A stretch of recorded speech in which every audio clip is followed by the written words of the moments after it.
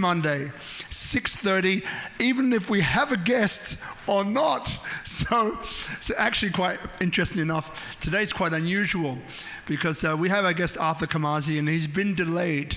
So that means I get to be with you by myself for a little bit of time.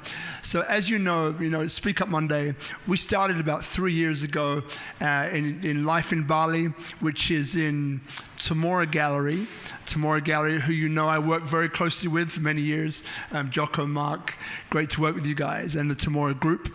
And the way it started was through a friend called Morten, another speaker from Norway. And Morten was like, he was like, Rob, like, why aren't you doing community activities here? You're a community guy. And at that time we weren't, because, we were, trying to be a cafe, trying to compete with every other cafe on the block, except we were hidden from the street here in Bali, Indonesia. So, it was wonderful because what Morten managed to do was that, he managed to seed a thought in my head. And this thought in my head became something bigger. So how many of you have got some incredibly supportive friends or strangers who seed a thought in your mind, and that thought grows into something else, right? So that thought, it grew.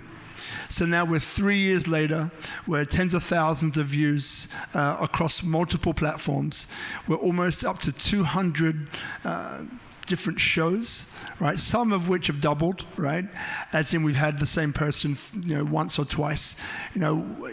People like Matilda Dwi Lestari, who is the first Indonesian female team, one half of Francisca, her climbing partner was the other, to complete the 7 Summits Challenge.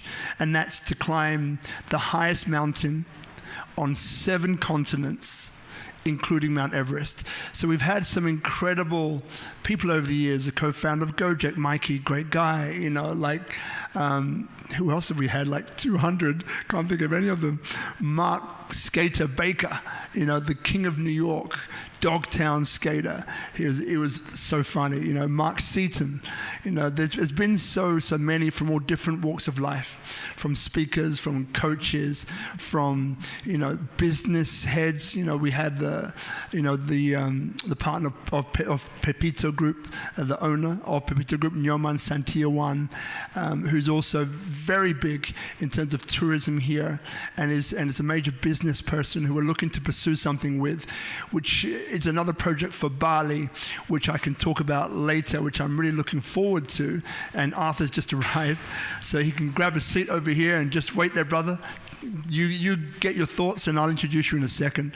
So this idea of community and what's possible when we all come together, this was seeded in me from the age of maybe 10, 12, growing up in a children's home. I grew up in 2 for 18 years. And, on a Sunday afternoon, we would, 18 kids and about 20 people in the local community would get together. We would play football in the back garden, right? And the beauty of it is that we'd be all different colors of the rainbow, black, white, Malaysian, Pakistani, Mauritian, that's French Africa for those who don't know where Mauritius is, Spanish, Greek, Italian, all these different cultures and ideologies, yet we'd come together and we would suspend, our thoughts, beliefs, and ideas, preconceptions about one another. And we would just play football, and we would talk, and we would laugh, and we would sing, and we would joke, and we would eat, and we would drink. Though I was very young, so there wasn't really much alcohol going around. But it's incredible what you can do. And what that seeded in me was this understanding of unity, this understanding that we are the same. We want to be loved. We want to be, seen and acknowledged for who we are. We want to be important. We want to be of significance in the lives of others. And that, in that back garden from maybe 9, 10, 11, 12 on, that started something. And now, after traveling around the world a few different times and building communities of millions of people, hundreds of thousands of people, hundreds of people, and less, now I'm an advisor here, and I help businesses and inbound tourism initiatives, find their feet and find success, to find and to meet their objectives through strategic partnerships, to introduce them to the contacts, the resources that they need to succeed. And we're here in this magical place called Bali in Indonesia, where we get to hang out and meet some incredible people like one you're about to meet very, very soon. And we get to come together and create something that's far larger than the sum of its parts. So look, I'll introduce now he's arrived, Arthur Carmazzi, who, you know what, I think I'm going to get him to introduce himself because now he's calm. I can see he's calm. So come and join us, Arthur. There you go, Arthur Carmazzi. Grab a seat. This is your microphone here. How cool is that? I get my own microphone. You get your own microphone. So Arthur, so you're the number one. Number one. Number one. Number one in organizational culture. In organizational culture, thought leader. There you go. In organizational culture. So look, where did all of this start for you? Because, it's a pretty, organizational culture, right? It's pretty deep. And by the way, if you want to know, how to start something, how to, gain this energy, this ability to move things, people, resources, have fun in the process, then you're watching the right episode. Because whenever we get together, there's always fun, right? There's always something going on, but always great learning and understanding of what it can take, the discipline, the motivation, the inspiration to create things which are out of the ordinary, very unique, and something that I believe, contribute in a huge way, right, I wrote a post today about pioneers, right? Pioneers. And what is a pioneer? A pioneer is someone or a group of people who get together to do something that has never been done. Absolutely. Right?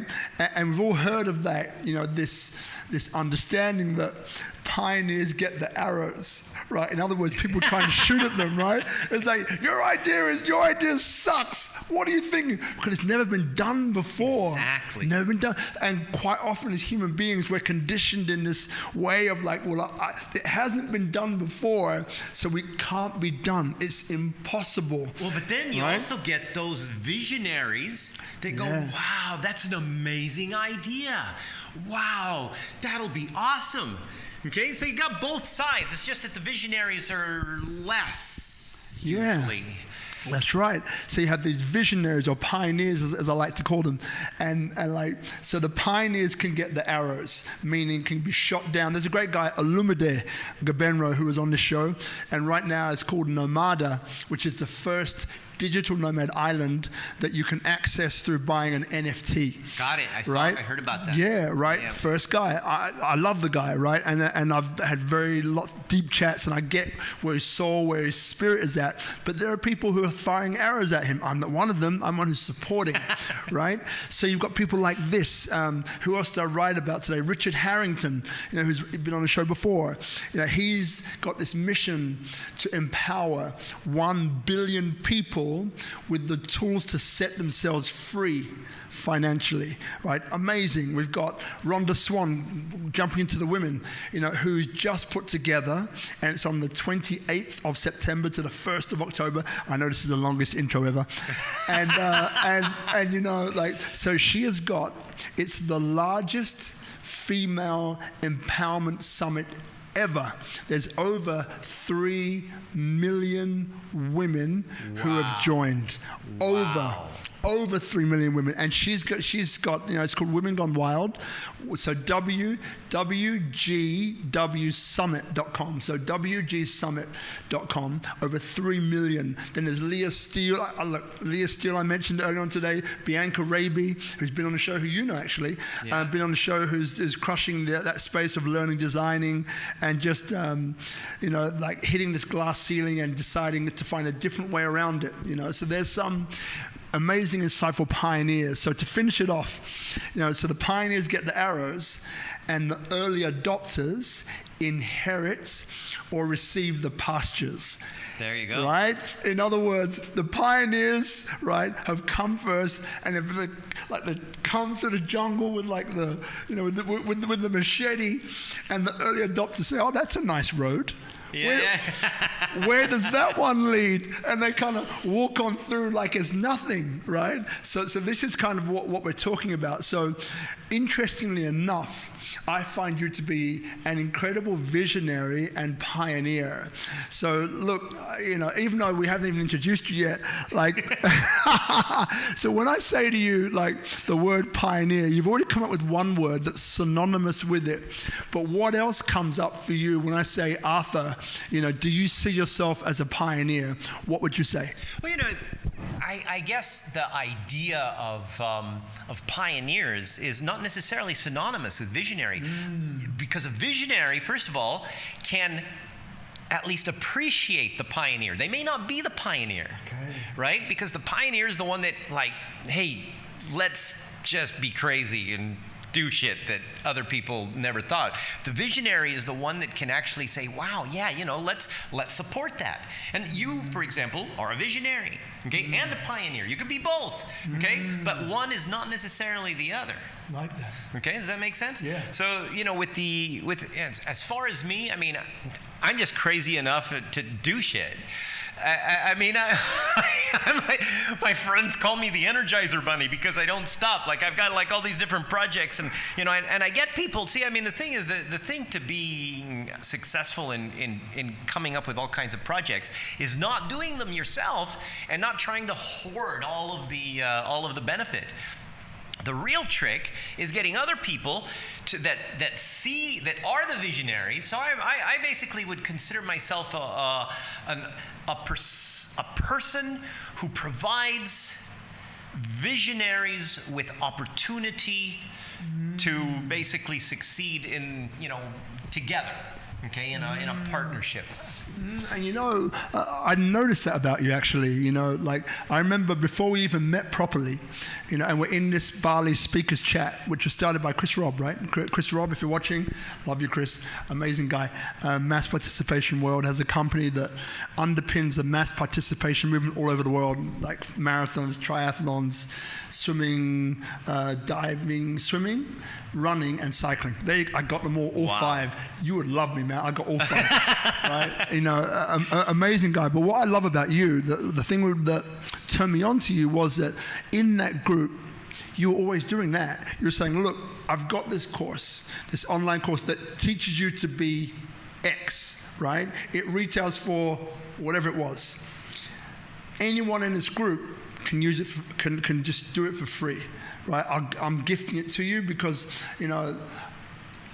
it would be great to have a world, right, where there's more people who are empowering and enabling others, and this particular course online helps you to become that and pave the way for others. So I've always seen that in you, actually. And even though it's interestingly enough, the people that you give it to for free never use it. Yeah. The ones that pay, I mean, they're like always like, hey, how am I doing with this? And they're sending messages, and they get onto my live sessions every week. And I mean, but the free ones, it's like, wow, thanks, man. And then they disappear. Why do you think that is? It's because of the personal value. I mean, it doesn't matter where it comes from, right? It's the personal value. If you don't make something difficult to attain, okay, there's no sense of like, wow, look at what I'm doing, or I'm achieving this. Okay, one of my friends, Marshall Goldsmith, so he's got this 100 coaches, right? Yeah. So first of all, it doesn't cost anything, it's free, but you have to be chosen. Yeah. And you have to work your ass off to be chosen, right? And then once you're in it, then you got to do a whole bunch of work, otherwise you don't pass. Right? So it's not necessarily about money that you're giving away for free, but it's about having it not be easy to attain. Okay, and this is where a lot of times, this is especially parenting, right? I mean, when you're dealing with kids, the easier it is for them to get something, the more they take it for granted, right? And then you're teaching them that there is little value in all of those things that they take for granted. While on the other hand, if you make them work for it, okay, then they start to really value and appreciate everything, and that, of course, supports their future success. And for that matter, even adults. I never thought of it like that. I see the merit of it, and I can see why that can be true. How interesting, yeah. Because the more valuable, I got the, where I come from, right? Not where I come from, but where I spent many years was in running very successful clubs, right? Co-running with other people. My role was always PR and being the gatekeeper. And what I noticed there was that the minute you make something exclusive, hard to get in. Absolutely. Right? Then people want it more. So I get it from that perspective. But I haven't heard it in that other arena, but it makes perfect sense, actually. Wow. And you know what? The thing about, your kids, I think I've always, we both have kids, you and I, and like, I believe with mine, I think I could be a little bit harder and make it a little bit harder for them to actually acquire things. Yeah. You know what I mean? Yeah. And even though I do it, but now you put that in my mind, so now my mind is kind of saying, well, where else, not everything, but where else could I be doing this more effectively? And so I'm going to think about that, actually, But what else would you say, because this is about you. This is about, the world of Arthur Carmazzi, right? This world that you've created. And, we'll get into some of your creations pretty soon.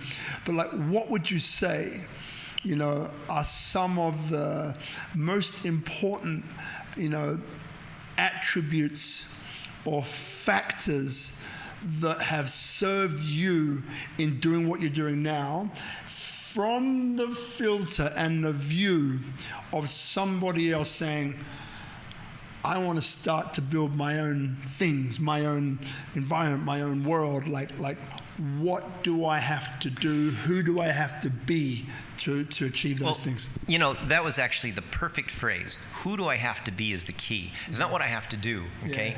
Because, you want to know what to do? There's tons of free stuff on YouTube, okay? Do this, do that. There's all kinds of things of what you have to do. Yeah. That is not the problem. Nobody is lacking for an absence of what to do. They are, if you want to know what to do, it's there. It's all there, okay? But who do I need to be? There's a totally different thing, okay? So first of all, I come from the background of being a stupid kid, okay? So where, my teachers basically put me in like the, special kids class, and we went through that in the last story and everything, and my parents, never had really anything, and they were always in debt, and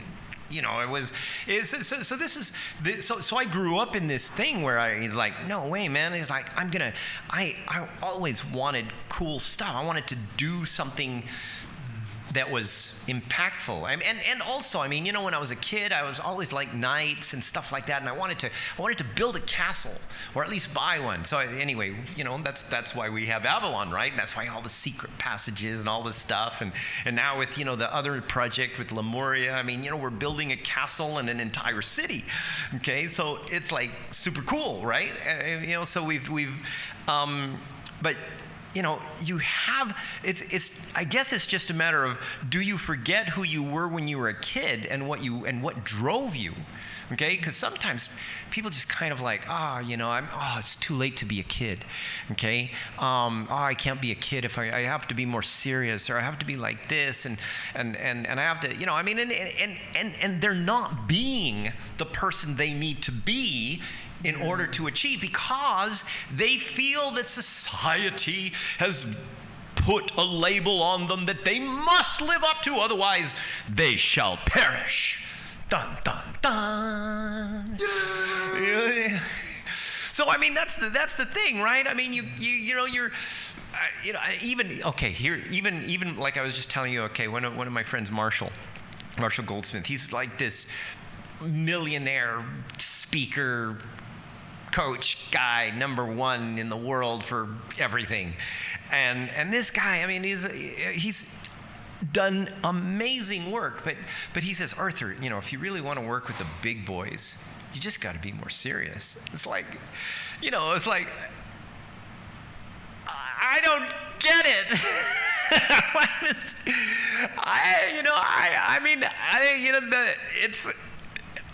I just don't get it, because I have talked to some of these big boys, not all of them, not as many as Marshall for sure, okay? But the thing is that, the people that I have talked to, they used to be kids. They just forgot what it was like because their position requires them to be something else. And see, and you're and there's these people that are literally, there are people that have tons of money and position and everything else that cannot be themselves and are frustrated. But then you got other people, like Elon Musk, for example, doesn't give a shit. He's got so much money, he doesn't care, right? So he just do whatever he wants. Okay, and you can see that he's still a kid. Right? Got it. So when you don't care, it's kind of like this journey. You're a kid, you don't care what people think, you're just kind of having a good time. Then you get to the part where, it's like, oh my gosh, I have to be this way. I have to be this person for people to take me seriously. And then you get to the point of where, like, you're Elon Musk, okay, where then you don't give a shit again, okay? And it's like, just be myself and I can enjoy life, okay? Or you can just be yourself from the beginning and see where it gets you and enjoy the journey. That's the thing, right? Have fun in the process of success and failure. Not everything works when you try it, right? But the thing is that it doesn't mean that life ends. Yeah. But what does mean that life ends is you not being true to the person that you want to be. So then from that, what I can surmise, we mentioned about it's not what you do, there's plenty of information around for that, but it's who you want to be. So then what you're saying then is, like for you, it's remembering, not to be serious, remembering you're a kid, remembering to explore, to have fun, to be excited by life. To be creative. To be creative. To be creative. Got it. There's some good little tips there. And not be afraid to express your creativity, okay, or work on it, or put resources into it, or bring other people in. The other part that stops people is that they think that, oh my gosh, somebody's going to steal my idea. This is such a great idea. It's going to make millions, and then they don't do anything because they're so afraid that nothing, and eventually somebody else thinks of it. It's like, oh man, that was my idea. Yeah. If only I would have. Yeah. But just share. It's okay. Your parents told you should share, probably, right? So just share. Okay? Yeah. And like 50% of something is way better than 100% of nothing. So look, we skipped over it earlier on, but there's probably people watching there who don't understand because they're not here in Bali, in Indonesia, so they don't know what Avalon is. Oh, yes. They don't know what Lemuria is. So if you could quickly explain that. Yep. Avalon is my castle. Castle Avalon. Oh, hey, cool. I just got a lordship recently. Oh, no. What are we doing? That was cool, huh? Right? So I'm now Lord Arthur of Castle Avalon. How cool is that? I love it. But beside that, anyway, so we've got, Avalon is basically this kind of crazy thing that's built into this volcanic stone mountain, right? And Lemuria, it's the ancient lost temple or city of Lemuria. And so Lemuria is basically, ultimately, it's a tourist attraction, but there's this whole story behind it, right? Because, the thing is that, my life is all about learning, it's all about growth, it's all about development. So, there's these 4 secret chambers, and in order to basically get from one chamber to the other, you have to, first of all, you have to learn, there's the chamber of gratitude, and you have to learn, how to be grateful and how to invite gratitude into your life. And then, we use these augmented reality things with your mobile phone and stuff. And then finally you get through to the next chamber, the fountain of love. And then, of course, the love is all about being able to really understand the 3 facets of love, or the 3 heads of the love dragon. Ton, ton, ton, right? Okay, and then, of course, once you pass that the Chamber of Heroes or the Hall of Heroes, and there's all these people that have, heroic people, these big giant 10-meter statues and stuff, and finally you get to the end where there is a very calm pool of water, and before you can get out, you need to be able to find the hero or the biggest hero in the room.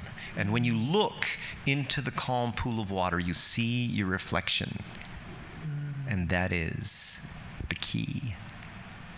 That you are essentially your greatest hero. Okay, and then of course, from there you go into... Don't give it all away, huh? Don't give it all away. Okay, all right. Well, no, share, but not right, don't overshare. Okay. So the next one is the Dragon Throne, okay? Where you must take the leap of faith across. It's because it's surrounded by water. So if you've watched Indiana Jones, that's where I got the idea. Of course you... Indiana Jones. Let's talk about Indiana Jones right now, because that one, The Last Crusade, that was brilliant. That last, it's a leap of faith. It was. Yeah. Except this one is surrounded by water. Okay, so you got to get to the Dragon Throne in order to take the ultimate selfie. Okay, and then you go out, and there is the grand face of Lemuria, 13 meters high, 22 meters wide. This entire temple kind of city carved into this giant volcanic stone mountain that you've just been through. Kind of like Petra, if those of you know Petra. Ooh, another Indiana Jones, same one. Exactly, same yeah. Love Petra. I actually really want to go there. So if you're just tuning in, maybe on Instagram or YouTube, Facebook Live and so on. So this is the beautiful Arthur Carmazzi, and he's an amazing guy who was number one. Come on, give it. Okay, all right. Number one thought leader in organizational culture in the world. Number one in the world, not number one in Bali, because that kind of wouldn't mean much. For 2020. 2021, yes. There you go. 2021. Yeah, last year I was number 4. Wow. Yeah, but the pandemic really helped me out. I wrote this new book on work gamification. It's called Game On. Okay, reinventing organizational culture through work gamification. Available on Amazon today. Tell us about the book. Well, okay, so basically here's the idea, okay? Number one, gamification, work gamification is nothing more than performance measurement, but done in a very fun way and actually, believe it or not, structured, okay? To create personal emotional gratification at multiple levels of individual achievement, not organizational achievement, okay? So that's kind of a key factor, right? Because what people usually do for gamifications, they've got like KPIs, and once you reach the KPI, then you get like whatever, right? Or it's too late for that. We're in the PFB era, man. Post-Facebook, okay? Which means everybody wants everything now, right? And because they want it now, instant gratification is key. You can't wait until the end of 3 months to see if you got your KPIs. You need daily feedback. And so, by creating systems that give you daily feedback rather than on objectives, give you daily feedback on behaviors that have been reverse engineered from those objectives. There you go. And then, of course, you've got like things like resurrection, which is very important. I mean, if you've ever played any game, right? Some of these games, you die in these games, right? It's like, is that it? It's over? You gotta know how to come back. You gotta come back, right? But see, the thing is that every time you come back, you have more experience. Yeah. So therefore, you're able to get higher on, to actually win certain things and whatever. And so by creating resurrection timings, okay, or for example every week or every 2 weeks or worst case every month, okay, that means that even if you're behind, you start a clean slate. You can start a clean slate. You can get there. You can be on that list. You can be on that, one of those people that is acknowledged or recognized or connected with or whatever, okay. And that's another thing is people think that that the sense of personal recognition or recognizing people, that's all you need, right? That's one emotional gratification. That's not all you need. And there's people that even not really that comfortable with that. Okay, okay? There's like, the connection, okay? Love and belongings, like, hey, dude, how you doing? I mean, that also is an emotional gratification, a sense of achievement, finishing something. It doesn't even have to be something big, but the ability to get the self-satisfaction of finishing something, okay? That gives you a personal sense of achievement, even if it's something small. Okay, and all kinds of things. I mean, a personal like sense of excellence, where you just where you feel that what you can do is just a little bit better, okay, than is necessary, right? Okay, where you got all these different emotional gratifications that people value in different levels. But the thing is that by combining multiple emotional gratifications into a gamification system in a work environment, you can gamify work. It doesn't mean that you play games at work. It means that whatever the work is turns into a game. And you can use this, because, okay, I mean, ultimately it's about measurement, right? But it's not about just individual measurement, okay? So there's team measurement, there's individual measurement, and organizational measurement, which essentially is how are we evolving our organizational culture. Okay. Question. So you said you went from number 4 to number 1 in a year. So if there were 3 things, could we love to also give actionable reminders, sometimes tools, sometimes mindset, sometimes heart set to those watching, right? So what got you from number 4 to number 1? Maybe 3 things that you can think of, which people at home or people watching now can say, all right, I got that. Well, one, I actually had written that book prior to the pandemic, and it was going to be released like just when everything started to go crazy, so held back.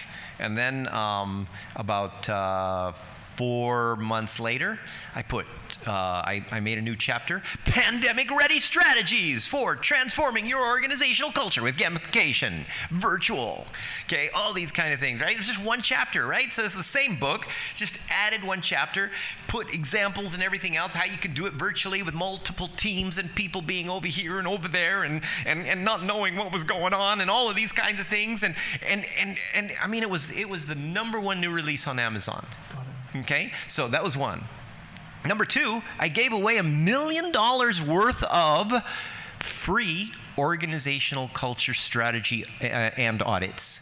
Okay, so everybody's like freaking out. Of course, it was okay. I mean, it was a marketing thing, right? Because we developed a system that actually does most of the work for you. It's called the Culture Evolution System. So you can find it at cultureevolution.com. Okay, and so this. And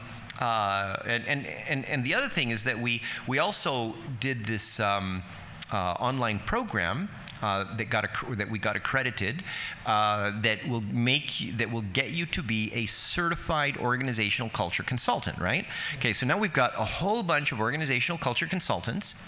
We've got a system that does most of the work for you, and so then we give away literally close to, well, we didn't actually give away the whole $1 million worth, but it was close.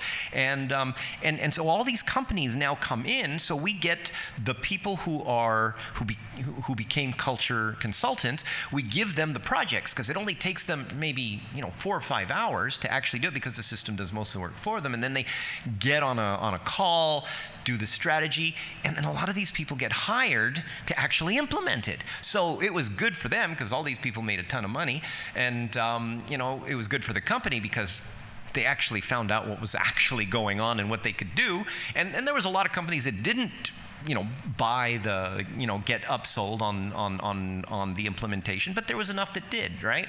And so it was a really good thing for everybody involved. Got it. So you got 1.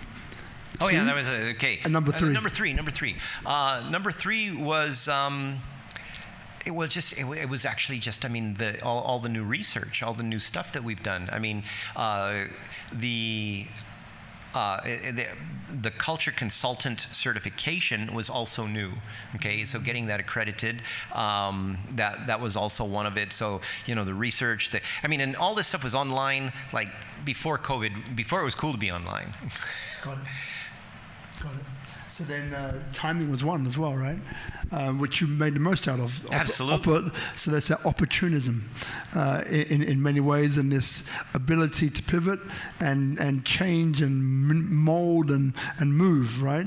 But then two questions come up, whichever one comes first. Why? So why do you do what you do? Okay. Well, ultimately, it goes back to the fact that when I was younger, I was a failure in everything, and it was just this whole kind of thing where when I started to look back. And okay, so first of all, I was very inspired by Tony Robbins, as most people are. Okay, so I want to be a motivational speaker. I want to be like Tony Robbins. Okay, so then there was one thing that Tony Robbins said. Okay, he told a story about Marines and how like Marines after they're like so like this and this and this when they're in the Marine Corps, and then when they leave, they basically just kind of slack off. Right? And he was talking about environment. And this story is like, and he was saying like, after you leave here, well, what are you going to do? And there is nothing. Tony Robbins didn't offer anything for anybody to do except come back to Tony Robbins, right? And there was nothing. And I'm thinking, wow, here's an opportunity. Because he's absolutely right. Because, I'd been to a whole bunch of those things, and it just all wears off after a few weeks. So that's where I started, thinking about it, okay? And because again, you want to have a niche. So that's what kind of, and then when I was in, when I actually went totally broke and had to get a job, I got a job as a department head in this big conglomerate, and the culture was totally dysfunctional.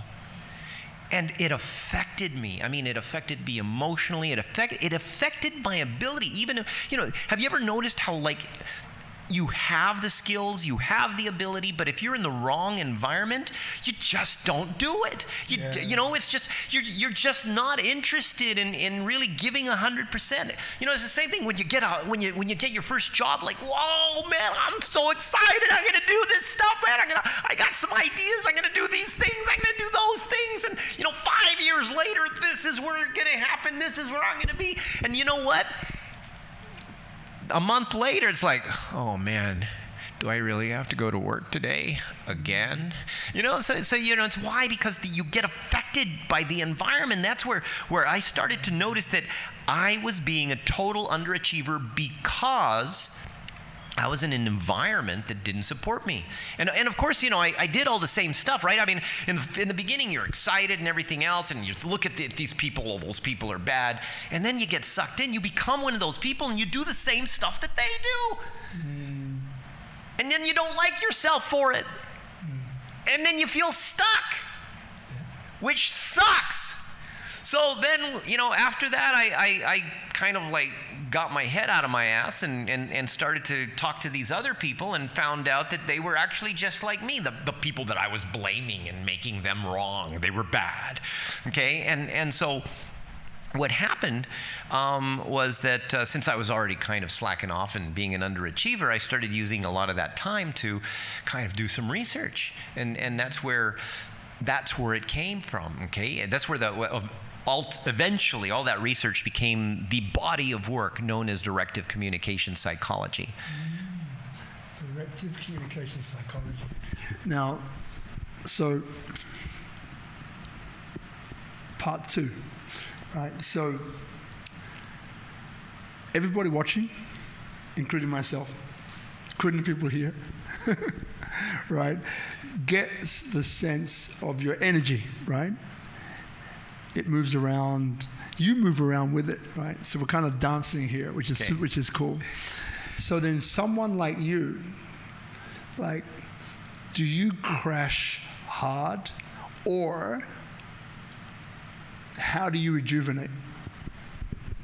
Coffee. I mean. No, okay. Well, first of all, I mean, I don't really crash. It's really not really my thing. I mean, unless I don't get sleep for a long time, then I do. But I mean, there's just too much stuff, right? I mean, if my wife is angry at me, okay, I'm not going to be, so necessarily energetic unless, okay, that's not true. Okay.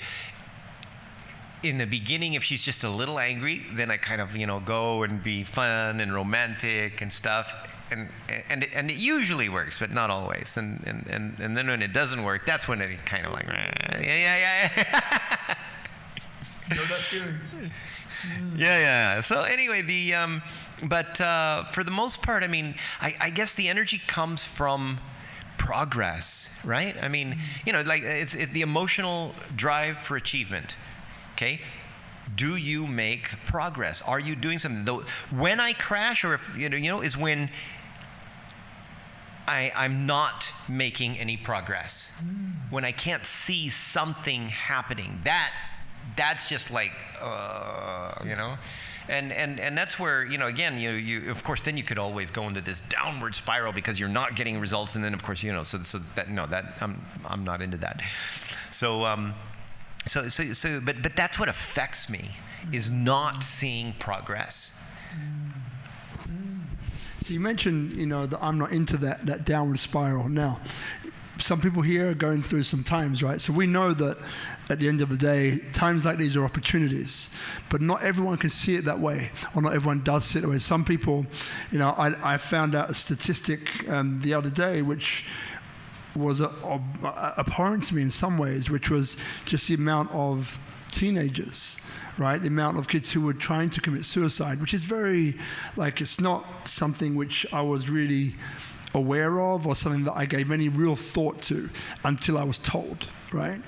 So then, this, and you have kids, I have kids, like Itchy has kids, right? So, have you ever been in any kind of spiral? I know now as an adult you've got the tools to take care of it, or I believe you would, but have you ever been in that sort of spiral, as a kid, right? So you Absolutely. were... Absolutely, yeah. No, I mean, it was like, I was bullied all the time. That's what I mean. It really sucked.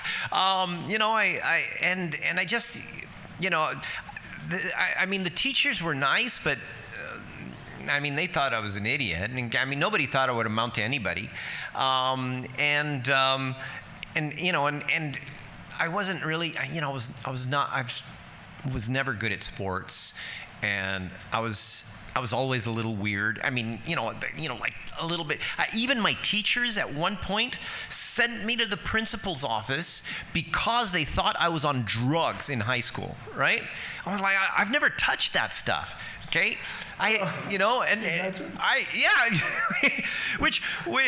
This guy on drugs, can you imagine? Sorry, just quickly. But the thing is that there's this perception, because I've always been a little bit different. Now I'm different, and people accept that, right? But when I had no money, people just thought I was weird.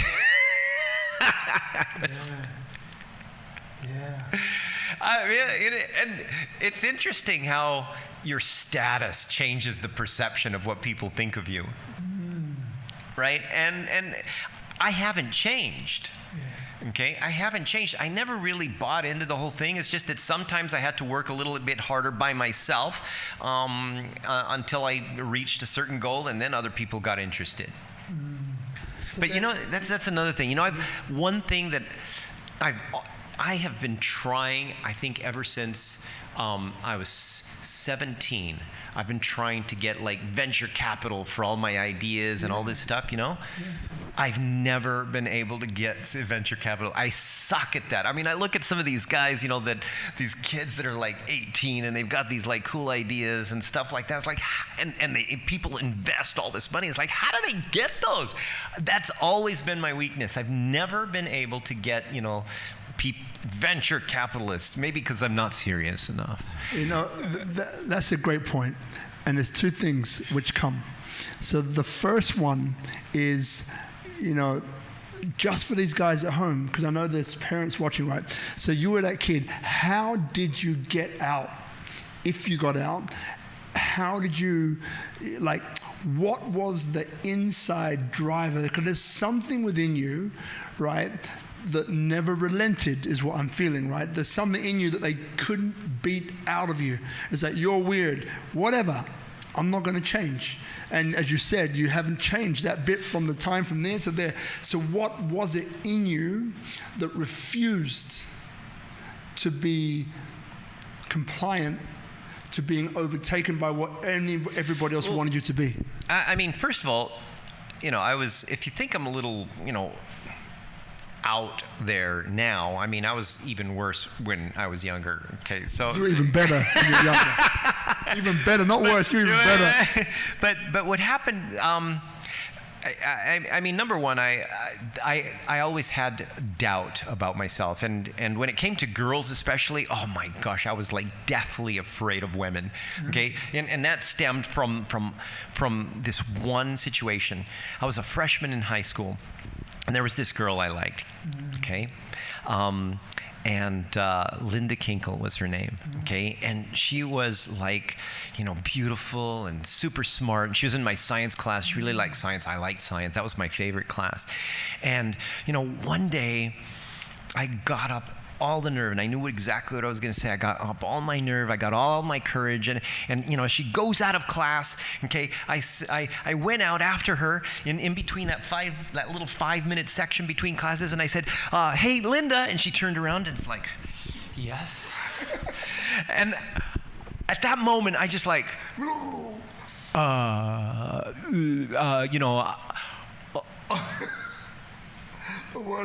hi.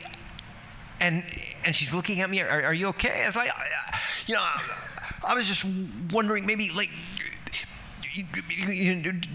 would you like to go out? And you know what she said? She didn't actually say anything. She just started laughing uncontrollably. Okay, and I'm optimistic, right? So I think, maybe she'll stop laughing, and then maybe she'll say yes, right? And she just kept on laughing, and then I slunked away with her laughing in the background. But, that wasn't the worst part. What was the worst part? Yeah, by the end of the school day, everybody knew. Everybody knew, okay? And it just made everything worse, okay? So I was like, I had determined that day women were evil, okay? And eventually, though, one day I had a vision of like this old man hunched over this old wooden table in a dark room with a little light going. And as I looked closer, the old man was me.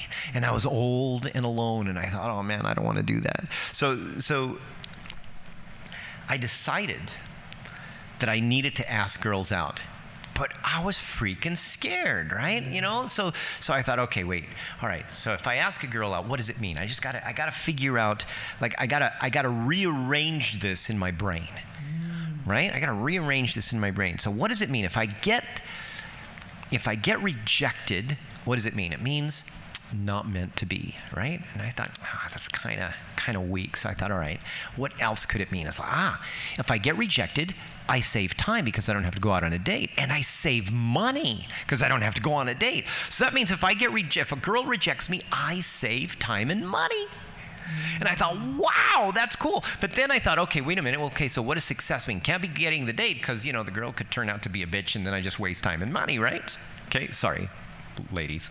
Okay, and I'm thinking, okay, so what else? Okay, what could success mean? I thought, okay, well, I got to be able to have the courage, having the courage. And then I thought, okay, but I can cheat on that, right? Because I can ask out girls that, won't require much courage.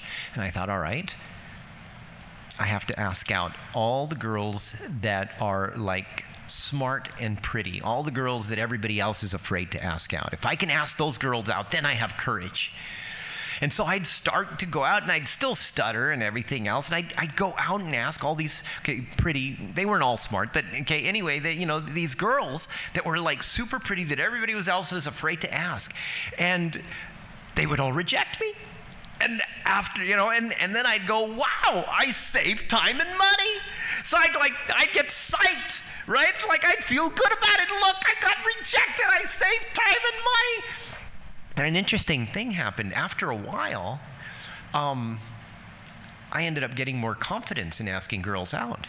And interestingly enough, a lot of more girls started saying yes. I went from a 0% success rate to like a 70% success rate simply because I gained more confidence.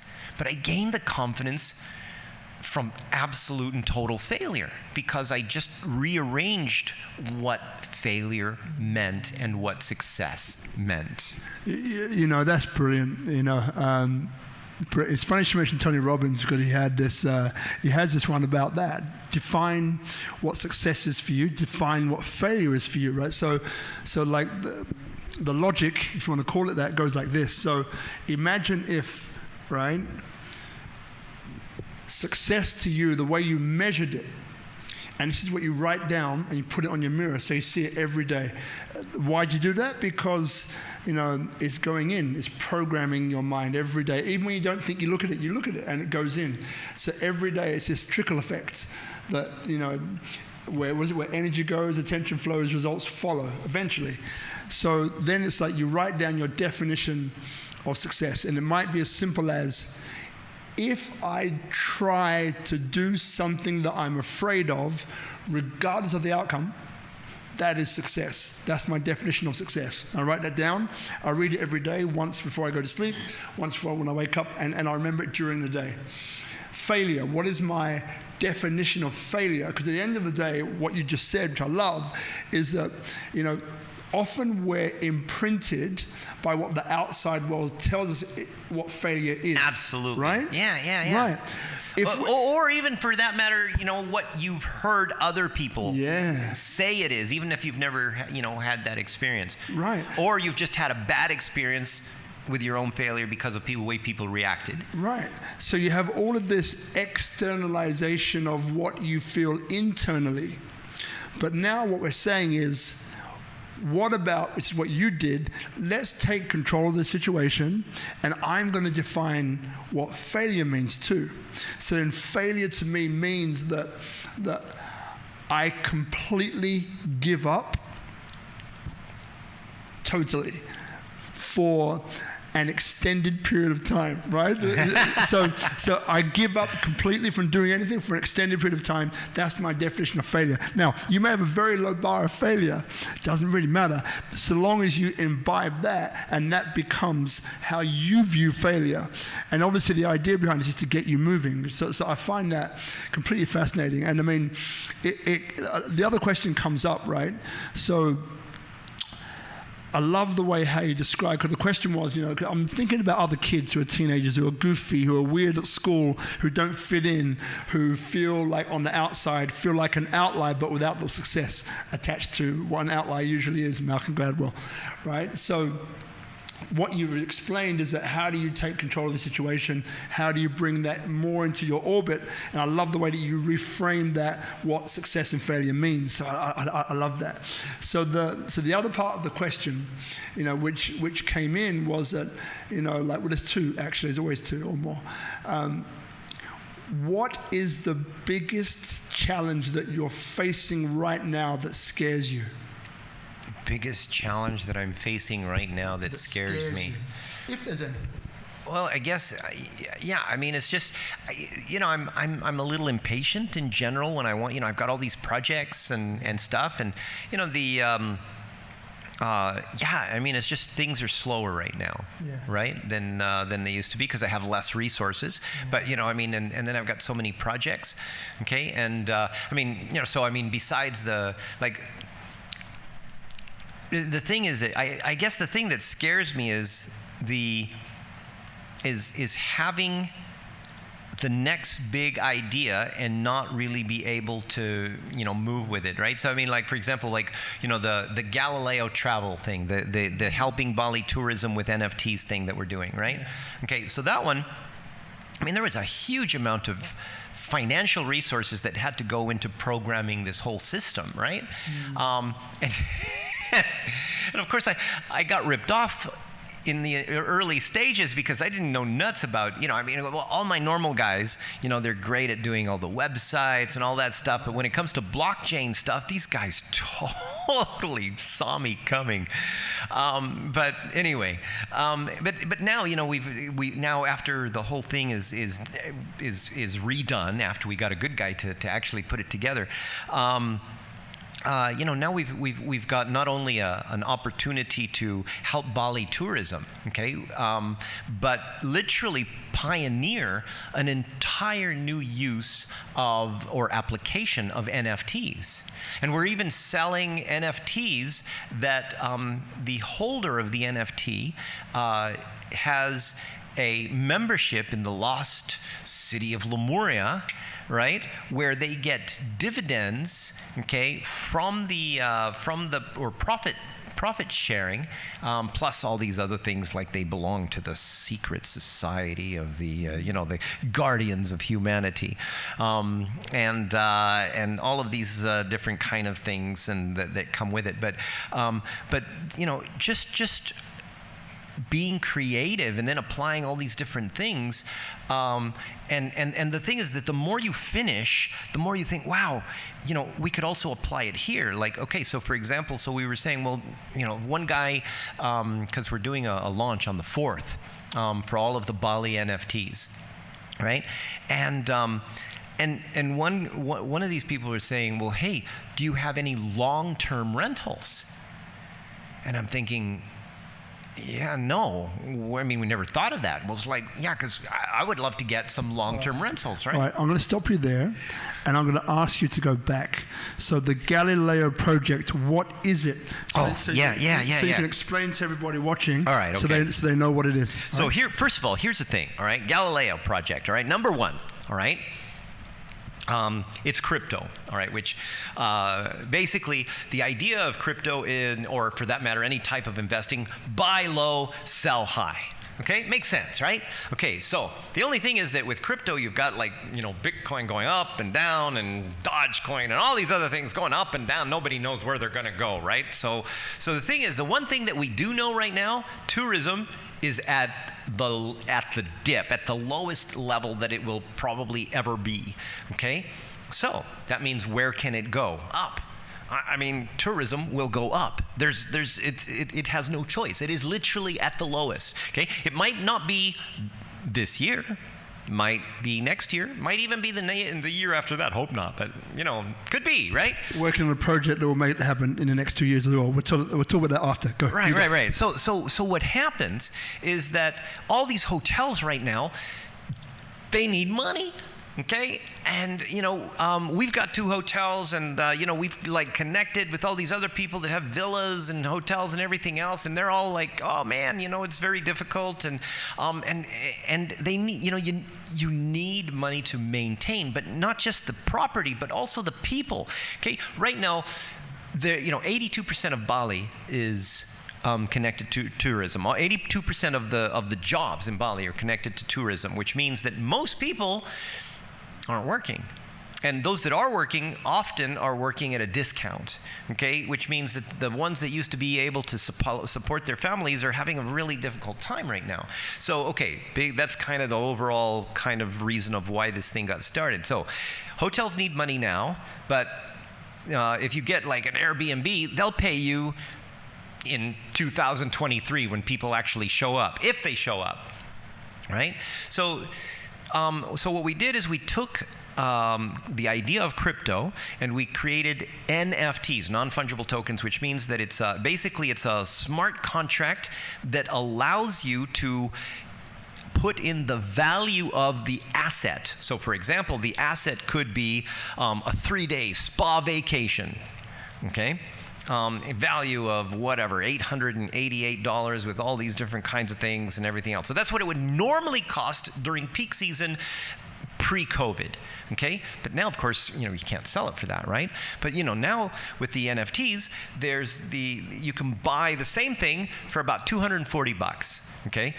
Best part, you can use it anytime before the end of 2025, okay? So that means, but if you don't want to use it, that's okay, because if you want to trade it, you want to sell it to somebody else, it's like suddenly, tourism starts coming back, it's worth $500, $600, $700, sell it, make money, okay? So now, instead of going after tourists who are not tourising, okay, you're going after investors who might want to travel, and therefore now you've got a totally different market that is supplying instant cash for the tourism in Bali and helping people to get jobs and helping everybody to kind of, relax a little bit and not have to kind of, go and ask for some free rice from the Banjar and all these things, because, people have pride.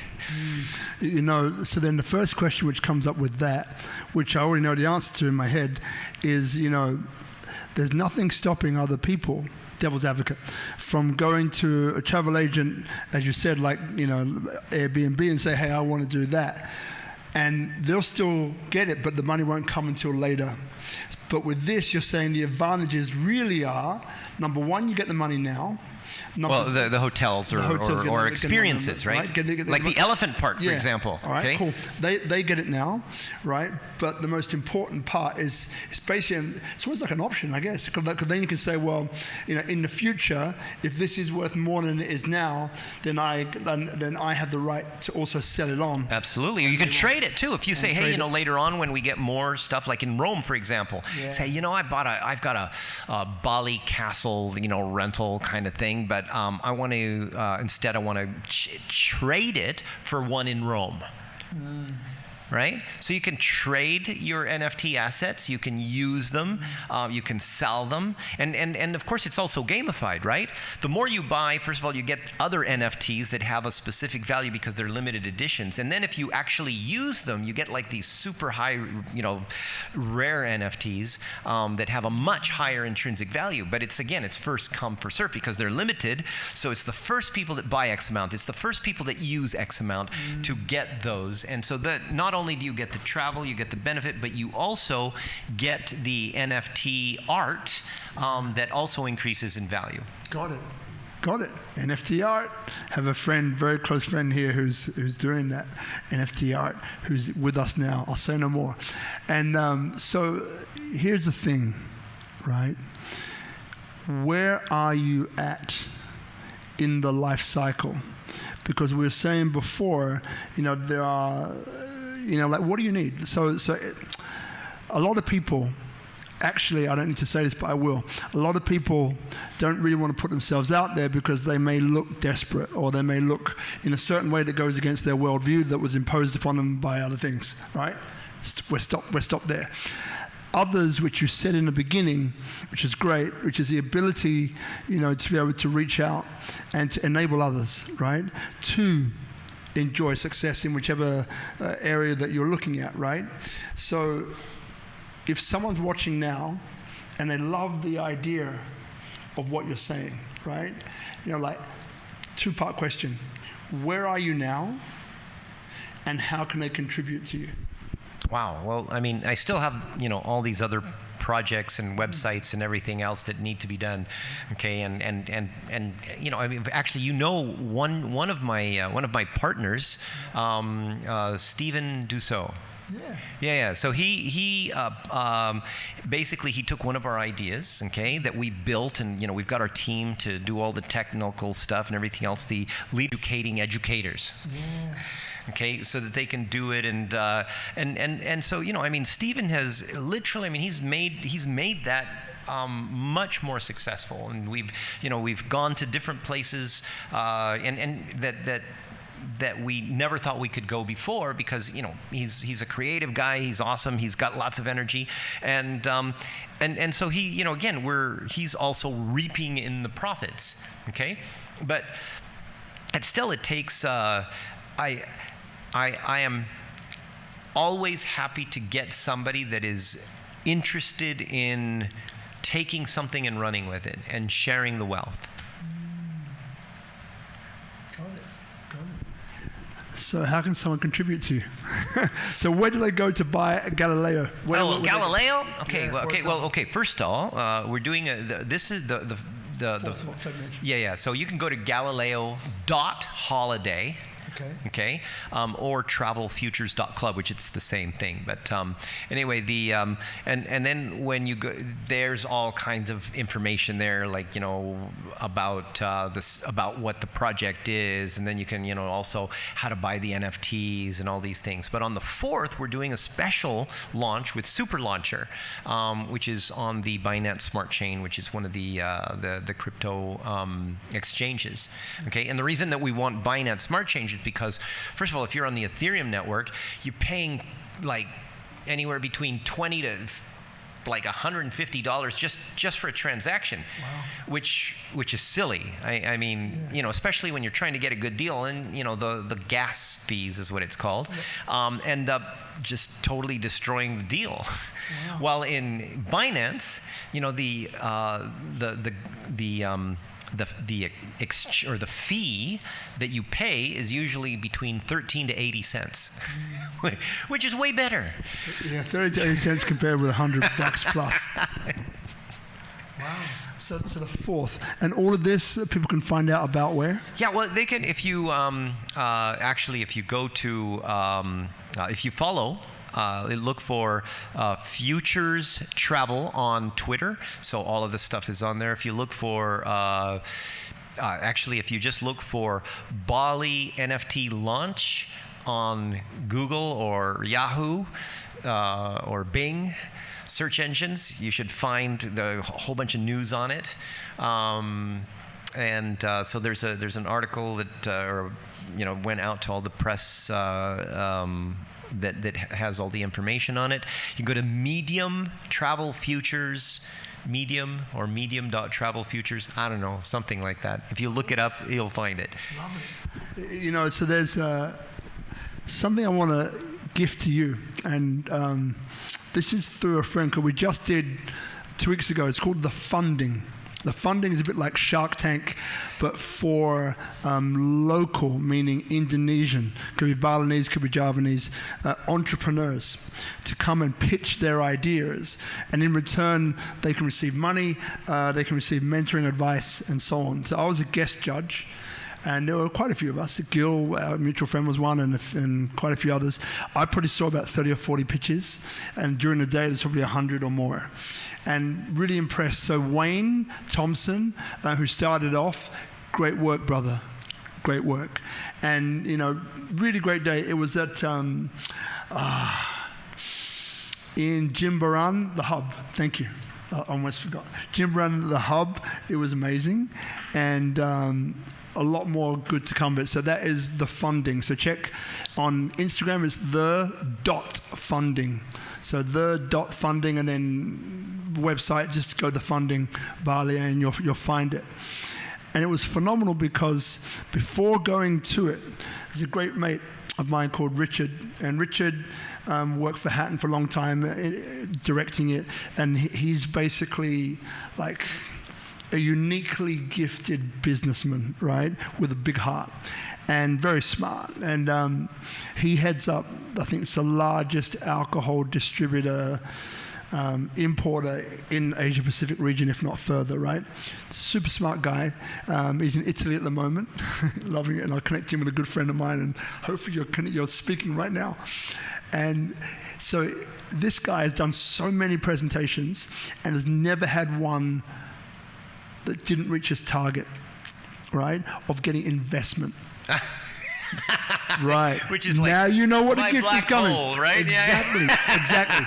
So there are 5 things, right? The second one I might not get right, but there are 5 things that you need to, 5 questions that you need to answer in every presentation. To the extent to which you can answer these questions will be the extent to which you will be successful and receive the investment, right? So the first one, number 1 is, what are you doing? Okay. Right? Describe what it is you're doing. Now, this needs to be succinct. So it's not this long, drawn out, it goes on for pages. You're like, yeah, gone to sleep, next.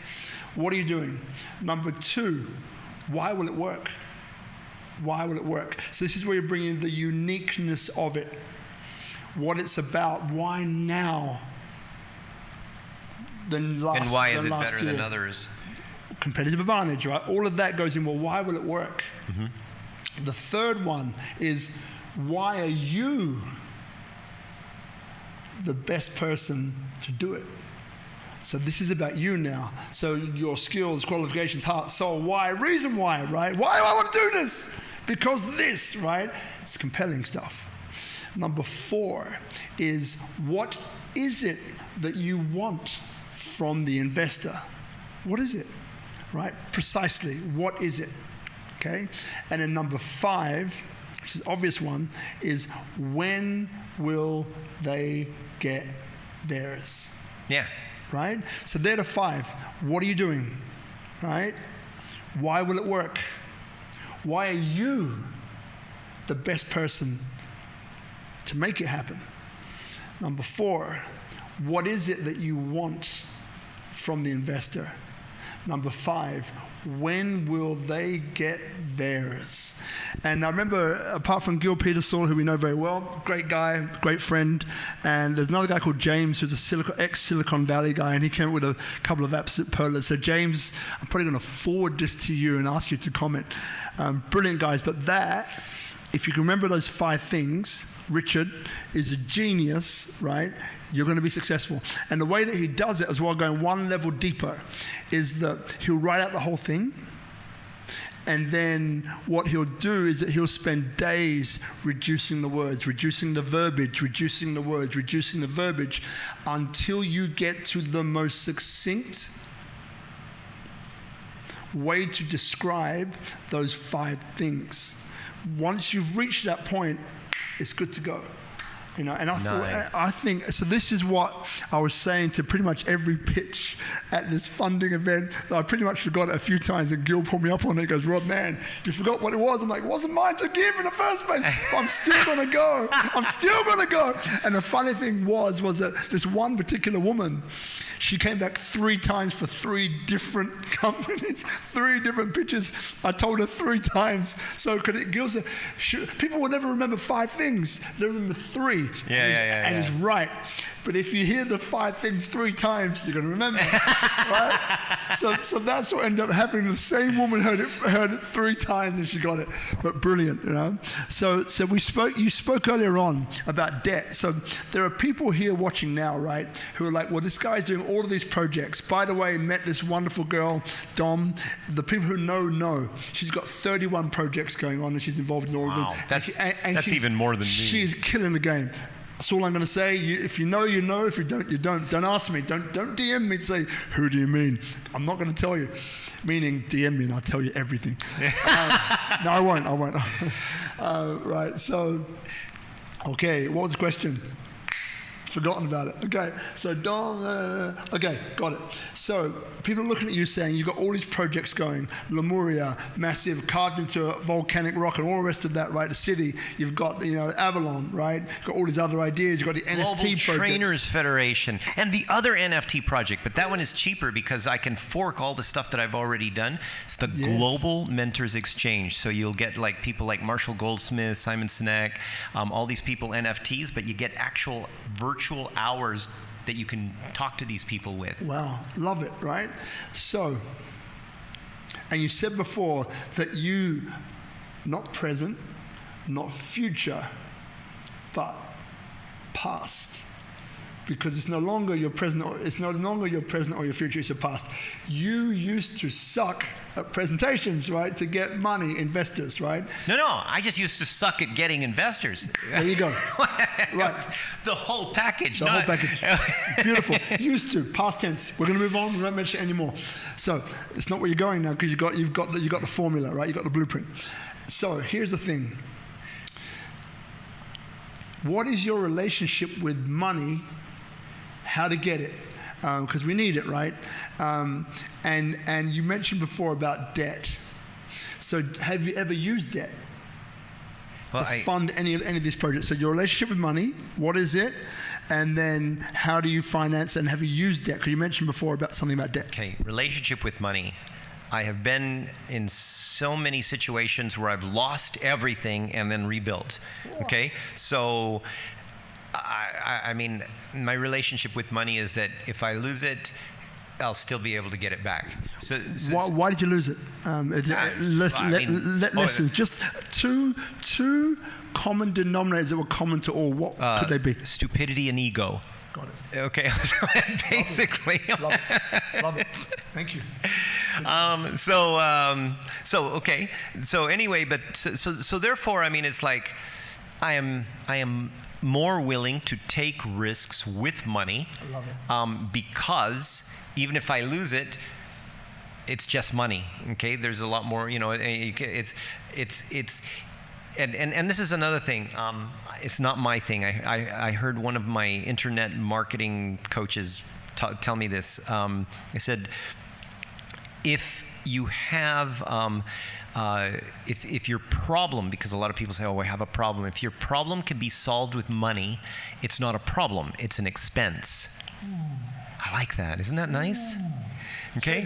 Say it again. If your problem can be solved with money, it's not a problem. It's an expense. Okay. Then it's just a matter of figuring out how to do it. So that is ingrained into my brain. Wow. Okay. So first of all, I'm not afraid to lose money. Yeah. Okay. So I guess that's my relationship with money there. Okay. And the second part of the question was, how do you finance yourself? Because you mentioned before you haven't had investors. Because some of the shit I do works. Not all of it, but enough of it does, right? I mean, otherwise I'd be screwed.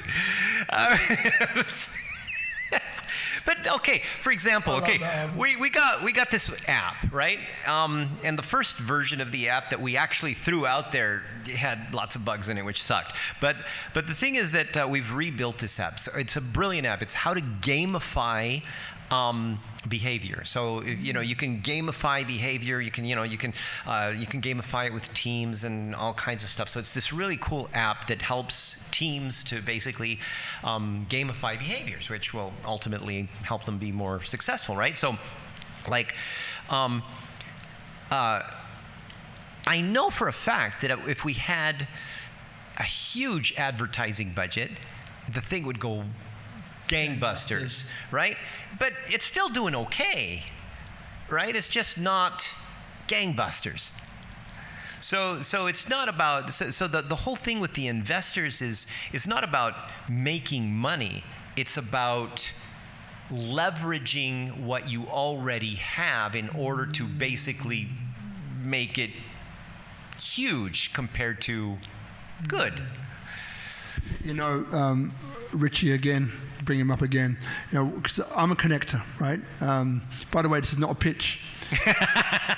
It's a pitch. It's not a pitch, it's a pitch. So, like, what I do is about strategic partnerships because, Richie's building another company that's going to be worth billions, right? Really, it's crazy. But the thing with him is that they've got the money, they've got the fund in Asia or somewhere else. But the thing is that it's not really the money, it's the partnerships. Because, if you can attract the people that have the track record of success in the areas that you don't, it's a great partnership. Again, values alignment, all the rest of that stuff, they're honest people. I'll take that for granted for now, right? So then what you're able to do then is with each one, you bring in a brains trust. So you don't have to do it yourself. You still have an awareness of it. But this is, you mentioned leverage before, which I love, right? So it's really about how do you leverage the resources, connections, contacts, brain space, bandwidth, experience of other people in a way that takes your project forward. And if you're to the extent and ability that you're able to do that, it becomes way larger than the sum of its parts. Yeah, and right? Again, that's where, bringing people in is important, okay? And bringing people in that again, have the skills. For example, like, like for Galileo. I mean, I'm fortunate enough to have a new partnership with a guy who really understands the programming and everything else, right? Okay, so that's brilliant. And the Launchpad, these guys have been really instrumental in supporting and coming up with, well, at least within their platform, doing some serious stuff. They did a survey on just the interest on it, and I mean they at least for 4 out of the things they say for sure will be sold out. Okay, so I mean that's them. That's their skill. Okay, I wouldn't be. I'm not. I am. I'm. The way that they kind of connect now, so people that have, let's say, for example, the skill of dealing with things within the whole blockchain marketing and the systematic application. I mean, making applications to CoinGecko and all of these different things that I don't know nuts about. Okay, well, so partners like that have the ability to connect to bring that project to a higher level, and for that matter, even the other NFT project, those are the people that would be huge in, and again, sharing the wealth is easy. Now I have no idea what the time is, which means it's been an incredible interview. Because when you lose track of time, I mean, because I've done almost 200 of these, right? But when you lose track of time, I found that it's always great. There's always great value because you're in the moment, right? So a few questions come up. So this thing about creating wealth, right? So if there were 3 things, right, which I love about you saying that, hey, I've lost it all, got it back, I know I can get it back again. So if there were 3 things, that you could tell maybe someone over here maybe is in a position where they're, oh shit, I think I'm done. I think I'm out of the game. I think that all that money is gone. I think I'm bankrupt. I think I'm this, I think I'm that, right? I haven't got a plan B. I'm done, right? In the context of what you said before about what could be 3 pieces of advice or nuggets of wisdom, right? Let's call them nuggets of wisdom, right? I love that. Arthur's nuggets of wisdom, mate. You can cut A-N-W. Arthur's nuggets of wisdom. Anyway, all right? What would they be? Wow. I mean, ultimately, it's... okay, first of all, if you're done, if you've lost all your money, everything else, okay, here's the question. I mean, what are you still excited about? Ooh. Right? I mean, ultimately, there's got to be something. Okay, and let me just kind of share another thing, right? I mean, when I said that I'm not afraid to lose money, that's been a thing, but I'll be honest, without my wife, who is afraid of losing money, okay, we wouldn't be where we are today. So I mean, having that balance, finding a partner that can balance you, okay, that's a key factor. I love that. Okay, and that's super important because I mean, honestly, before I got married, I mean, I would make some good money. But then I wouldn't know where it all went. I was like, poof, right? And then and then like my wife and I were doing some stuff, and 2 years after we got married, she said, yeah, we should buy some land, and I'm like, okay, well, but I don't know if we have enough to buy land. Oh, yeah, actually we do. I've been saving up for the past 2 years. This is how much we have. It's like, holy shit! I had no idea. Love it. Love it. And so I mean, there was, because of her, you get the critical mass, I guess, and this is where, again, if you've got something where you're empty, find something that you're passionate about. Find somebody that's going to balance you out. Okay, either way, either if it's like moving or holding back, either way, somebody that's going to balance you out, and then build critical mass. Love that. So that's one. Okay. Wow. Yeah, I got to come up with two more. Yeah. Okay. The other one would be. Here's the thing. Okay. Everything that I do starts from marketing. Okay. So it's not like I just come up with an idea. I come up with what can be exciting for people to buy. Right, and then how do you put it into a different thing? Okay, so for example, one of our tools, our most popular tool in the DC psychology arsenal is called the Colored Brain. Coloredbrain.com. Okay, so the Colored Brain basically measures the brain's genetic ambiguity relief process, which basically is how your brain gets clarity. Now, see. When we first came up with the Colored Brain, it wasn't the Colored Brain. It wasn't measuring ambiguity relief. Well, it was Colored Brain, but it wasn't measuring ambiguity relief. It was Colored Brain, which basically identified, how you get clarity, okay, and stuff. So the fundamental purpose and function was exactly identical, and it was basically put in with every other psychometric tool. Well, how does it compare to DISC? How does it compare to MBTI? What is it this? It's like this. Why is it like that? It's the same as MBTI. It's the same, right? Okay, now it's like, you got 4 colors and okay? So everybody's like this, right?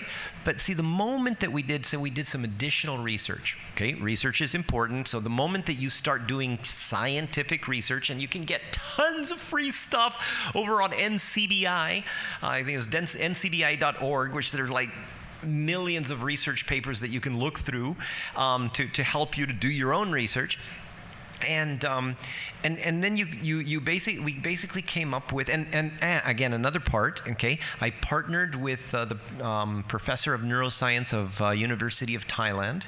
Okay, and so we did this research. Okay, so this research basically because it was, even though we referenced all kinds of other things, what we did is we found all these disorders that were affected by basically neurotransmitters, right?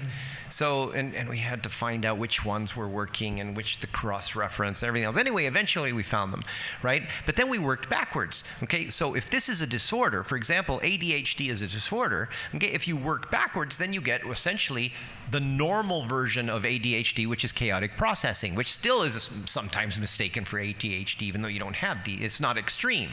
And then, you've got these other ones, right? So all of this stuff, now we labeled this, okay, the brain's genetic ambiguity relief process, because there was a very specific pattern in how the neurotransmitters, or the amounts of neurotransmitters, that affected how you got clarity.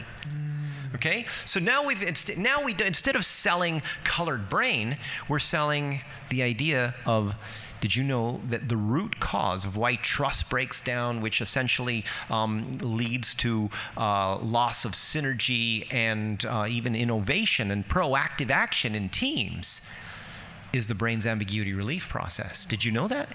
Okay, and you know what? The only tool on the market that can identify and measure the brain's ambiguity relief process is Colored Brain. Love it. Okay, so whatever it is that you've got, whatever your idea is, find a way to explain the problem that other people have in a way that they've never heard it before. And do the research so you at least got something behind it. But that is huge. That was a huge thing. We literally got a 1,700+% increase in sales. Wow. How long did it take you, real quick, how long did it take you to do all the research, from start to finish? 3 months. I'm not really good at the research thing. It's like, my brain would be toast. But you had to do it, right? So, yeah. So that's 2. Okay, so find something exciting, okay. Marketing. That could be 3. It could be, yeah. But I mean, so then when you take that in and you look at, again, you're looking at from a marketing perspective. Okay, so let's just take the other element of what I'm doing. So I'm helping, for example, we certify directive communication psychology trainers, coaches, and consultants, right? And including our, our programs on organizational culture consultants and all these things, right? Okay, so there's tons of certifications out there, but what do people really want with that certification, right? Do they just want to know more stuff? No. What they want with that certification is the ability to use that knowledge to make more money. So if you think down the line, what they really want to do is they want to make more money. So you've got the vehicle, DC psychology certification or culture consultant certification or MIT coach certification, okay? So that's the vehicle. But until, but you know why our programs have been so successful? Because we're not just giving them the vehicle, we're giving them a gas. We're giving them all the marketing materials. We're supporting them with marketing. We're, anytime they need something, they need us to go and help them with a pitch. They need, our graphics team to build something for them, to sell something. We're there. We are there to support them selling stuff, so that, which is ultimately their goal. So whatever it is that you've got, if you think of your end user, what is it that they really want to do? And then you go that extra mile and give them that plus what they want to achieve, the vehicle plus the gas. Then you've got a winning solution. Mamma mia. Wow. That's cool. There you go. 3. That's good. No, get some wisdom.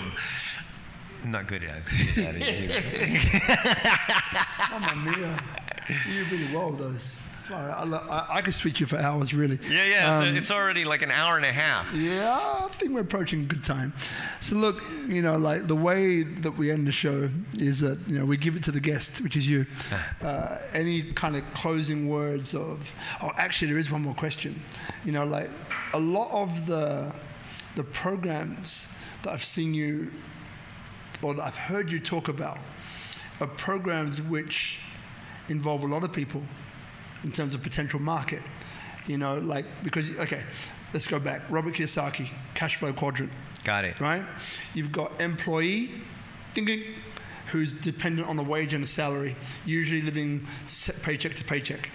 You've got self-employed, which is a bit like an employee who's bought themselves the idea of freedom. But most of the time they're working harder than they were when they're employee. But they can have a little bit more flexibility with their time, but half of them working even more than usual. Then you have business, right? So business owner. And the idea of the business owner is that they have a system. So they're not working necessarily so much in the business, they're working on the system of the business, which then gives them freedom and money coming in a predictable fashion over time. And then you have investor. And then the investor is somebody who is not involved in the running of the business at all. But they could be. But they could be. But in this particular definition, they're not involved in the running of business at all. They're strictly an investor. So what they're doing is that they've done their research to say that these guys have got a system, these guys have got a product that's desired, needed, and wanted in large enough amounts to make it a viable option. And I will invest in it for the purposes of maybe getting something back in terms of financial return, absolutely, but also there might be other reasons, more altruistic reasons for doing it, or other reasons of just like, I love the guys, I love the team, I love what they're doing, I want to support it because it's bringing a better vibe and feel and culture to the world that I think is important going forward, right? So powerful. So these are the different cash flow quadrants. So where a lot of us struggle, like for me, for example, I want to be B, and I've tasted the B. I haven't really been an I, but I'm kind of heading towards that direction, right? That's the idea, right? The idea. Not because I want to sit and put my feet up, because I don't believe I'll ever be a person who won't do anything. I'm always inspired and motivated to do things, right? But when I look at you, what I can see, you mentioned one time where you said I had to get a job, right? Outside of that, in that definition of cash flow quadrant, where would you put yourself and why? And what is it that you want to be? I'd put myself in the business section. Yeah, and the investment thing, I like to think that I invest in people, okay. Right? So if I stop thinking of ideas and stop coming up with all these different things that I'm working on, I'll just go crazy. So to just kind of put money into other people's ideas is not exciting for me, okay? Because I've got too many of my own that I feel that will be successful. So I'd rather invest in people and give them a part of my ideas, okay, and give them the support they need. So then, you know, they still get like the resources to make it work. Got it. Yeah, got it. You know, and you know that when I look at that. Rich Dad, Poor Dad, Cash Flow Quadrant, Rich Dad's Guide to Investing, and all the rest of that. I read them all, and I met him, and I did it anyway. That's not a story for another day. You know, part of your thing about, you know, realizing that, you know, money comes and goes, perhaps, and I love the fact. Oh, I want to hit you. Not like that, people. Not like that. Like in a nice way, right? I'm so impressed. What you said first was having a partner to balance you. Like I've asked that question deliberately to many people, but my inference is that there are very few people that will give that as a first answer. Just very few, for whichever reason, whatever. But I'm super impressed with it. But looking back at what you're saying, I think part of the reason that you've been able, you know, to get it, make it, da da da da, is that you've come from that business quadrant. Because in some ways, like if you're an employee, then you're always nothing wrong with it, but you're always working for the man, right, or the woman. You know, you're doing it. If you're self-employed, then I'm being heady, I'm being hard, but you're delusionally thinking that you're free. Please don't joke. I know me myself. I'm an advisor, right? So technically, I'm in the yes, right? And there are times you have a great month, and all the rest of that, and yeah, you know, you're like writing your own check, fine. And times where you're not, right? But yeah, I think one of the secrets, not secrets, but one of the reasons why you've been successful is that you know how to build systems. Like what happens when I say that? What comes up for you? Well, okay, I mean, first of all, automation is key. I mean, and here's another thing that is super, super, super important, okay? Be flexible, okay? I mean, you know, there's just people that think, oh, you know, things need to be like this, and I have to be perfect. I mean, I'm trying. My younger son, he just turned 11, Alessandro, and he wants to be a singer, but he wants to start getting famous on Instagram and stuff, and so he's like really good at doing somersaults and flips and all these things, but he's no, I'm not good enough to put it on. Let me film you. And I'm like, no. It's like, so for me that's painful. It's my own son, right? I mean, this is like, you know, never wait till it's perfect. Build up, create the story, the journey. They let people be involved in your journey to success, right? And that's where, you know, I mean, you start to kind of connect with people at the same time, because, you know, that element of being able to kind of, you know, just do it. You know, if you're used to having certain things and you don't have it anymore, and then you start focusing on why you don't have something instead of focusing on moving forward with your business. Right, and that's the thing, right? So one of the best things that I've been able to do is to be able to be flexible enough to focus on what I'm doing, regardless of what's going on around me, what my surroundings are. I mean, there were times when I was young, I had to sell Pepsi bottles just to get enough gas, right? I mean, it was tragic.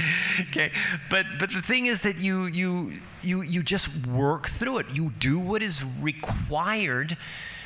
And even if it means putting yourself out, and even if it means being humble, okay, even if it means it's like, oh, I've got up here, okay, look at this. I mean, you know, one of the things that I've never actually met Richard Branson, okay, but one thing that I admire about Richard Branson is when he put on a dress as a Air Asia flight attendant and served people on a flight because he lost a bet with Tony Fernandez. I mean, this is a billionaire, right? And he's still willing to have some fun and just be humble about it. It's like, it's fun, right? And I mean, if you think about that, okay, the ability to just be yourself, going back full circle, and then, you know, being flexible enough to do what is required to make things happen, even if it's not comfortable.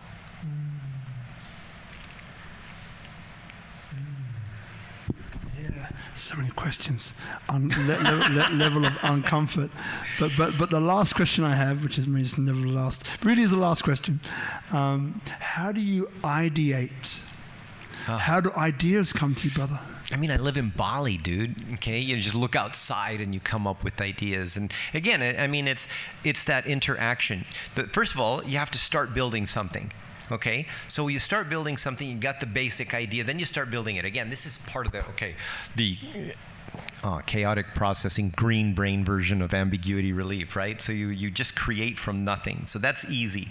Other people have different processors, right? So different ways of connecting things, different ways of processing information means they ideate differently. Okay, this one is specific to my green brain or chaotic processing. Remember, coloredbrain.com. Okay, and so because of that, I get clarity through action, right? So it's not, you know, while others will need details or structure or something, is like no, structure is bad for me, right? So because I need to take action to get idea or to get clarity, that means I can start something regardless of whether it's finished or not finished or whatever. So I start it, and then because I start it, I mean, think of it as it's not really that much different than Microsoft, right? Hey, you know, we've got, you know, build number 10 out, and then it's full of bugs, but everybody gives them feedback on what the actual problems are, and then they fix it. Okay, so once you start doing it, okay, now you're just like, oh wow, you know, you get feedback from other people. Oh, this would be good. Oh, this would be cool. And then you're thinking, hey, wait a minute, if I was using this, wouldn't that be cool? And it's like, wow, you know, this is really good.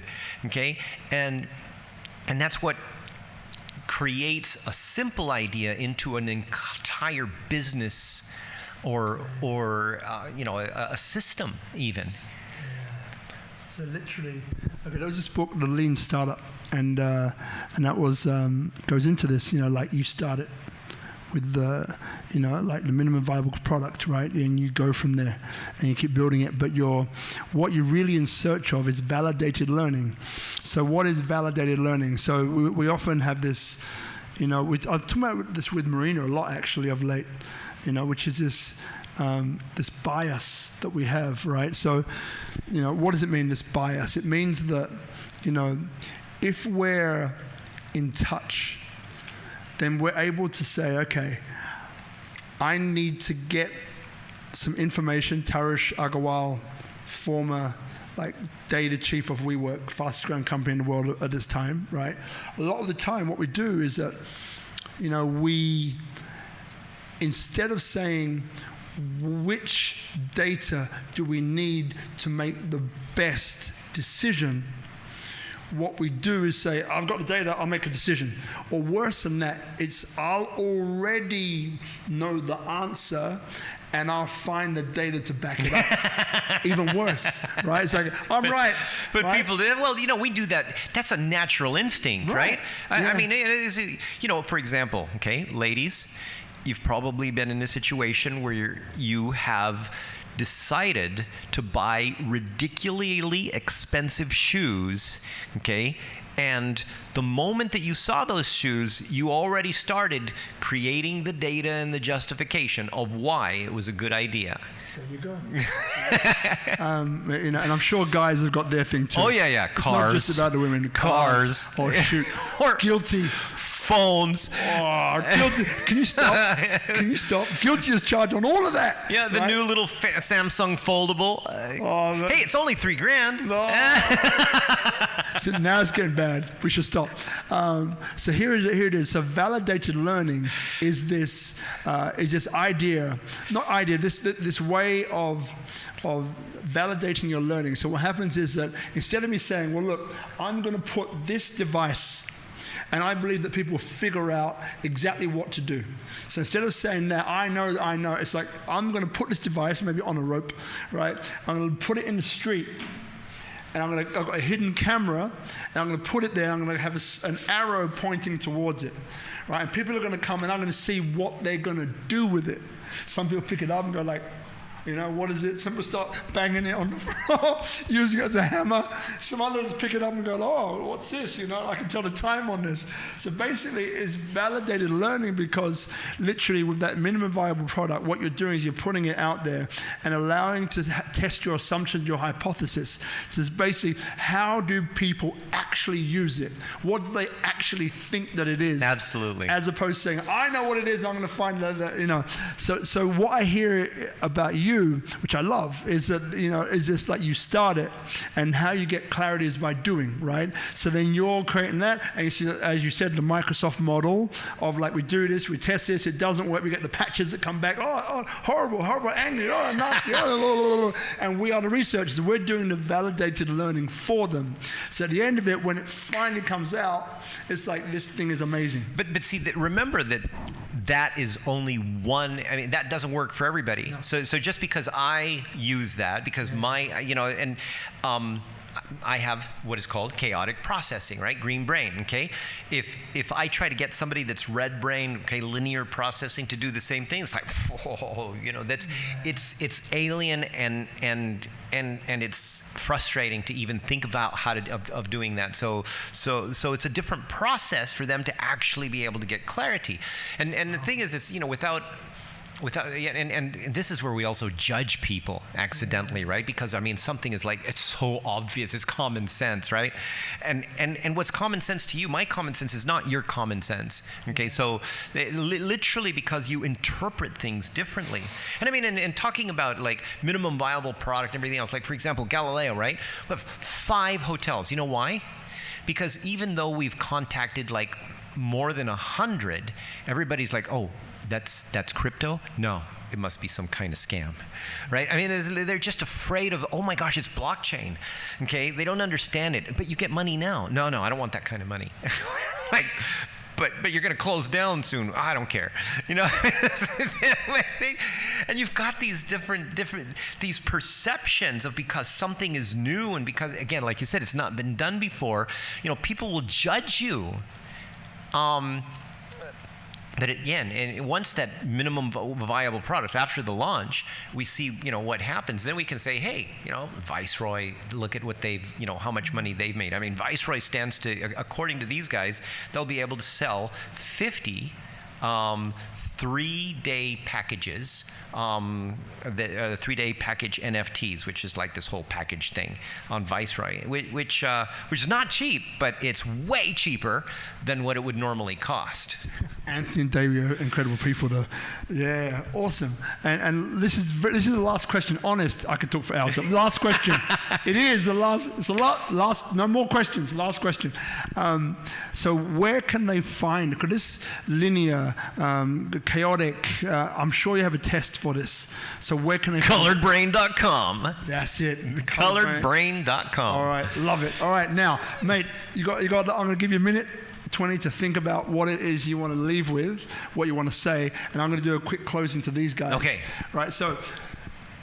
Firstly, thank you so much to Tropical Nomad. That's where we are every Wednesday. Now, every Monday. Oh, but you know what? On Wednesday, good segue. On Wednesday, we have a men's-only SpeakuP, which is live here at Tropical Nomad, 6:30. So come at 6. Come earlier, right? And it's. We are featuring, it's a SpeakuP special. We are featuring a great friend and an incredible men's coach. Name is Kai Jordan, or now his handle on Instagram is the Coach of Now.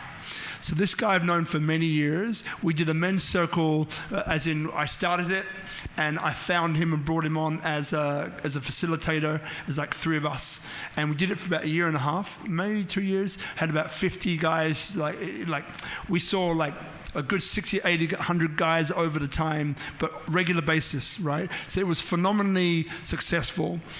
And so I've known him for a long time. He is the best at what he does in the world, according to me. Phenomenal. And he has a new, well, not new, it's like he's brought together all of the different things that he's learned over decades and decades and decades into a modality.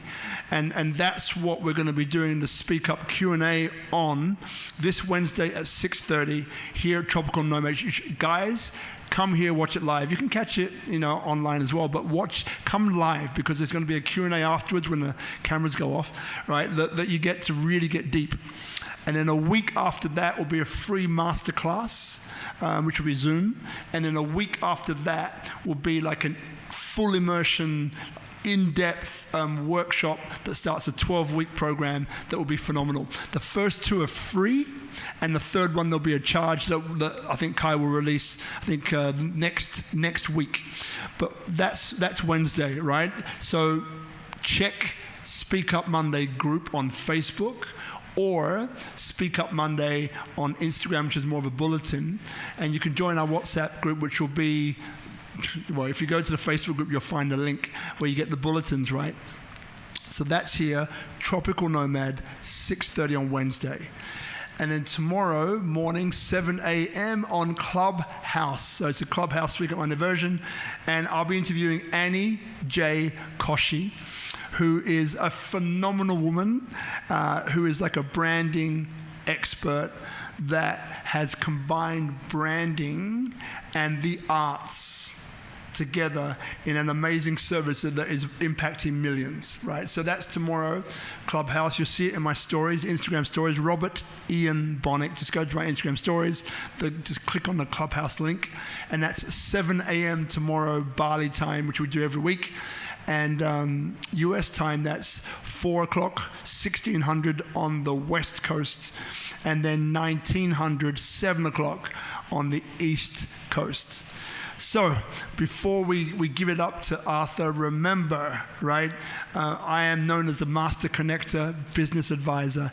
So if you do need to connect to some strategic partnerships of the last 30 years, I've had some of the greatest contacts in 30 different industries due to working at such a high level and a high echelon. So what I've done officially now is to bring that into a service that I offer to you. So if you need any help in that area, reach out to me.